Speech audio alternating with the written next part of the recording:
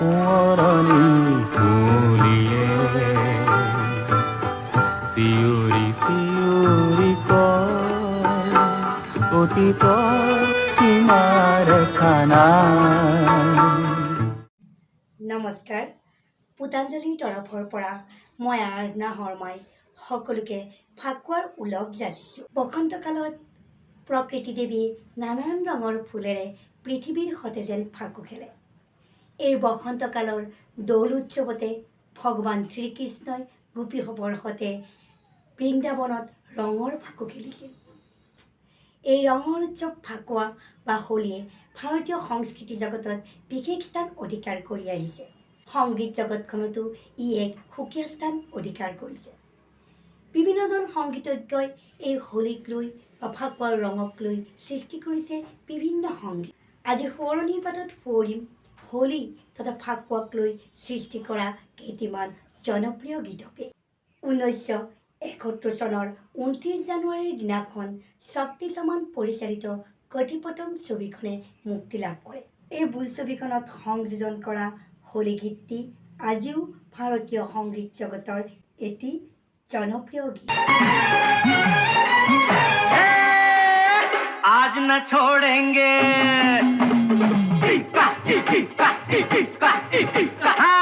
आज न छोड़ेंगे बस हम जोली खेलेंगे हम होली खेलेंगे हम होली। 1975 চনৰ 15 আগষ্টৰ দিনাখন মুক্তি লাভ কৰে ৰমেশ শিল্পী পৰিচালিত শোলে ছবিখনে। এই ছবিখনৰ হোলী গীতটি আজিও জনপ্ৰিয়তাৰ শীৰ্ষে। होली के दिन दिल खिल जाते हैं, रंगों में रंग मिल जाते हैं। होली के दिन दिल खिल जाते हैं, रंगों में रंग मिल जाते हैं। गिले शिकवे भूल के दोस्तों दुश्मन भी गले मिल जाते हैं। होली के दिन दिल खिल जाते हैं, रंगों में रंग मिल जाते हैं। 1976 চনত মোহন কুমাৰ পৰিচালিত আবৃত্তি ছবিখনে মুক্তি লাভ কৰে। এই ছবিখনৰ হোলী গীতটি সমানেই জনপ্ৰিয়। नीला पीला हरा गुलाबी कच्चा पक्का रंग डाला मेरा रंग। 1981 চনৰ 14 আগষ্টৰ দিনাখন মুক্তি লাভ কৰা য়েশ চোপ্ৰা পৰিচালিত চিলচিলা ছবিখনৰ হোলী গীতটি আজিও সকলোৰে শীৰ্ষত। काली रंग बरसे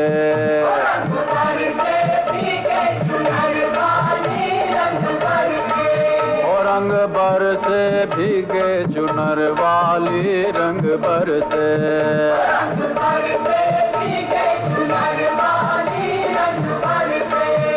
रंग बरसे भीगे चुनर वाली रंग बरसे।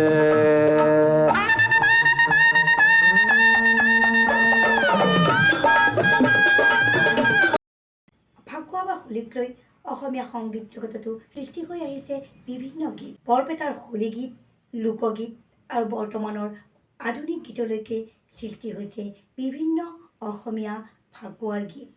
তাৰে এটি জনপ্ৰিয় গীত ৰঙৰে জুই জ্বলিল আজি পৰাশৰ ডালতে ফাগুনৰে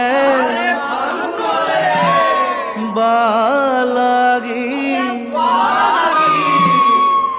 নিকুঞ্জ বনতে জুই জ্বলিল আজি পৰাশৰ ডালতে ফাগুনৰে বালাগি নিকুঞ্জ বনতে। আজিলৈ ইমানেই। আকৌ আহিম নতুন এক সোঁৱৰণিলৈ আপোনালোকৰ মাজলৈ। আশা কৰোঁ লাইক, কমেণ্ট আৰু ছাবস্ক্ৰাইব কৰি মোক উৎসাহিত কৰে। সোঁৱৰণি তুলিয়ে